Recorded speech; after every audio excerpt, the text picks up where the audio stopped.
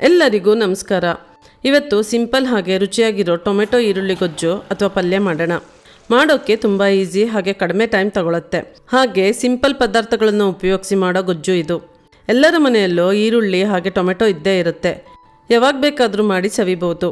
ಚಪಾತಿ ಹಾಗೆ ಬ್ರೆಡ್ ಜೊತೆಗೂ ತುಂಬ ರುಚಿಯಾಗಿರುತ್ತೆ. ತುಂಬ ವೆರೈಟಿ ಪಲ್ಯ ನನ್ನ ಚಾನಲ್ನಲ್ಲಿದೆ. ಪ್ಲೇ ಲಿಸ್ಟನ್ನು ಚೆಕ್ ಮಾಡಿ. ಬಾಣಲೆಗೆ 2 ಟೇಬಲ್ ಸ್ಪೂನ್ ಎಣ್ಣೆ ಹಾಕಿ.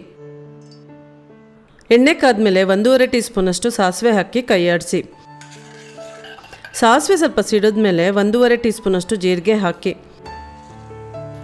ಜೀರಿಗೆ ಸ್ವಲ್ಪ ಸಿಡಿದ್ಮೇಲೆ 4ರಿಂದ 5 ಕರಿಬೇವು ಹಾಕಿ ಮಿಕ್ಸ್ ಮಾಡಿ. 3 ದೊಡ್ಡ ಈರುಳ್ಳಿನ ಕಟ್ ಮಾಡಿ ಹಾಕಿದ್ದೀನಿ. ಹಾಗೆ 1/4 ಟೀ ಸ್ಪೂನಷ್ಟು ಅರಿಶಿನ ಹಾಕಿ ಈರುಳ್ಳಿನ ಹುರಿಬೇಕು.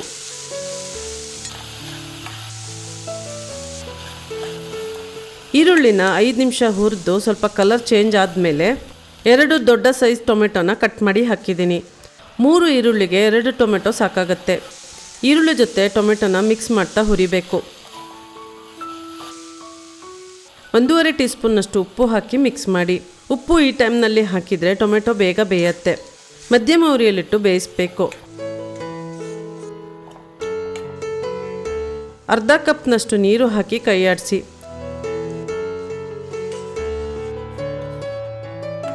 ನೀರು ಕುದಿಯೋಕ್ಕೆ ಶುರುವಾದ ಮೇಲೆ ಮುಚ್ಚಳ ಮುಚ್ಚಿ ಬೇಯಿಸಬೇಕು.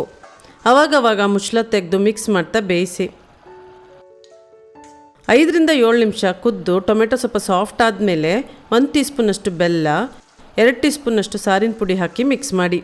ಸಾರಿನ ಪುಡಿ ಬೇಡ ಅಂದರೆ 1.5 ಟೀ ಸ್ಪೂನಷ್ಟು ಅಚ್ಚ ಖಾರದ ಪುಡಿ ಹಾಗೆ ಅರ್ಧ ಟೀ ಸ್ಪೂನಷ್ಟು ಧನಿಯಾ ಪುಡಿ ಕೂಡ ಹಾಕ್ಬೋದು. ಸಾರಿನ ಪುಡಿ ಹಾಕಿದರೆ ಈ ಗೊಜ್ಜು ಒಳ್ಳೆ ಪರಿಮಳ ಬರುತ್ತೆ ಹಾಗೆ ರುಚಿಯಾಗಿರುತ್ತೆ. ಕುದೀತಾ ನೀರು ಸ್ವಲ್ಪ ಕಡಿಮೆ ಅನಿಸ್ತು. ಸೊ 1/4 ಕಪ್ನಷ್ಟು ಮತ್ತೆ ನೀರು ಹಾಕಿ ಮಿಕ್ಸ್ ಮಾಡಿದ್ದೀನಿ. ಗೊಜ್ಜು ಯಾವ ಹದದಲ್ಲಿರಬೇಕೋ ಅಷ್ಟು ನೀರು ಹಾಕಿ ಅಡ್ಜಸ್ಟ್ ಮಾಡಿ. ಉಪ್ಪು, ಖಾರ, ಸಿಹಿ ಚೆಕ್ ಮಾಡಿ. ಬೇಕಾದರೆ ಹಾಕಿ ಅಡ್ಜಸ್ಟ್ ಮಾಡ್ಬೋದು. ಕೊನೆಗೆ 1 ಟೇಬಲ್ ಸ್ಪೂನಷ್ಟು ಕೊತ್ತಂಬರಿ ಸೊಪ್ಪು ಹಾಕಿ ಕೈ ಆಡಿಸಿದ್ರೆ ಆಯಿತು. ಇಷ್ಟ ಆದರೆ ಸಾಕು, ಸ್ಟವ್ ಆಫ್ ಮಾಡಿ. ಈ ಟೊಮೆಟೊ ಈರುಳ್ಳಿ ಗೊಜ್ಜು ಚಪಾತಿ ಹಾಗೆ ಬ್ರೆಡ್ ಜೊತೆಗೆ ಒಂದೊಳ್ಳೆ ಕಾಂಬಿನೇಷನ್. ನೋಡಿದ್ರಲ್ಲ ಫ್ರೆಂಡ್ಸ್, ಹೇಗೆ ಟೊಮೆಟೊ ಈರುಳ್ಳಿ ಗೊಜ್ಜು ಮಾಡೋದು ಅಂತ.